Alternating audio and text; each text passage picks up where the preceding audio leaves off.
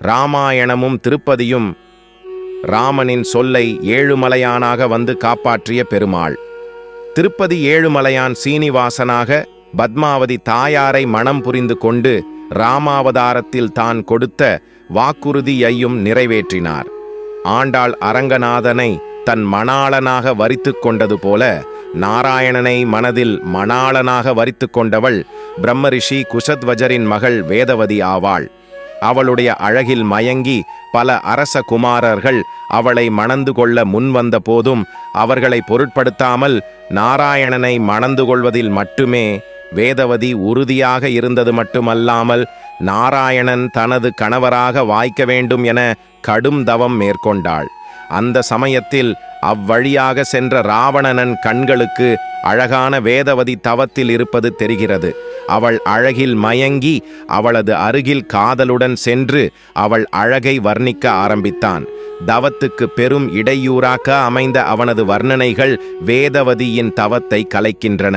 கண்களை திறந்து பார்த்த அவளுக்கு அருகில் ஆஜானுபாகுவாகவும் காதல் வேட்கையுடனும் நின்ற ராவணனை பார்த்து பெரும் அதிர்ச்சி அடைந்தாள். அழகு மிகுந்த பெண்ணே, நான் இலங்காபுரி அரசன் ராவணன். 14 உலகங்களையும் வென்ற எனக்கு 33 தேவர்களும் அவர்களது அரசன் இந்திரனும் அடிமைகள்.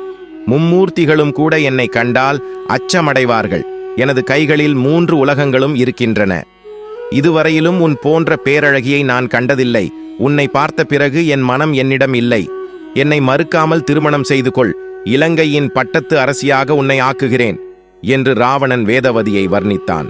அவனது வர்ணனைகளை கேட்ட வேதவதி கோபம் கொண்டாலும் அவள் மனதில் பயமும் ஏற்பட்டது.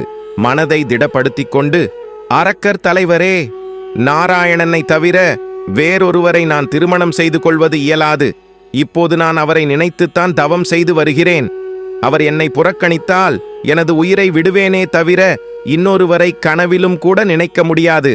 அதனால் வந்த வழியே செல்லுங்கள் என்று கூறினாள். அந்த பகுதியே அதிர்வது போல சிரித்த ராவணன், பெண்ணே, அந்த நாராயணன் யார்?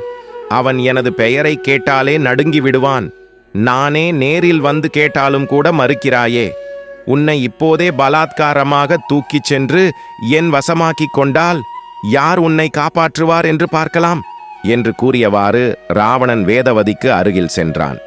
அவள் கடும் கோபமாக, கேடு கெட்டவனே, எனது தவத்தை கலைத்தது மட்டுமல்லாமல் விருப்பமில்லாமல் என்னை பலாத்காரமும் செய்ய முன்வந்துவிட்டாயே.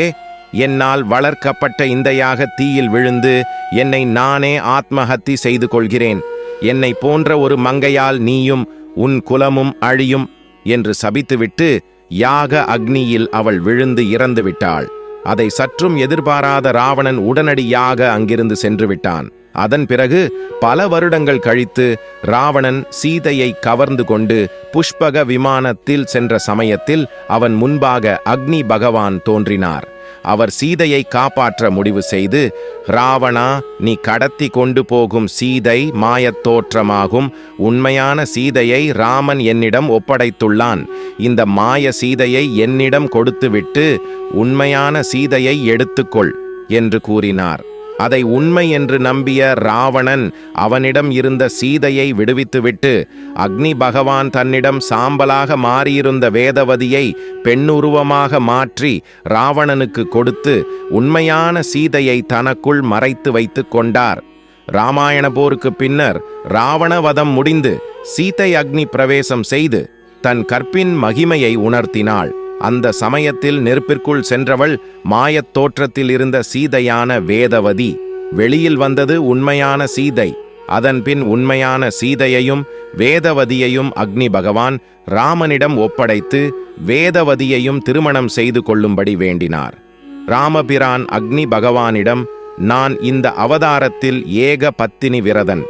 அதன் காரணமாக ஒரு மங்கையை மட்டுமே மணந்து கொள்வேன். கலியுகத்தில் இதே வேதவதியை நான் திருமணம் செய்து கொள்கிறேன் என்று வாக்குறுதி அளித்தார். அந்த காரணத்தின் அடிப்படையில் வேதவதி பத்மாவதி என்ற பெயரில் ஆகாசராஜனுக்கு மகளாக கிடைத்தாள். அதன் பிறகு திருப்பதி ஏழுமலையான் சீனிவாசனாக பத்மாவதி தாயாரை மணம் புரிந்து கொண்டதோடு ராமாவதாரத்தில்தான் கொடுத்த வாக்குறுதியையும் நிறைவேற்றினார்.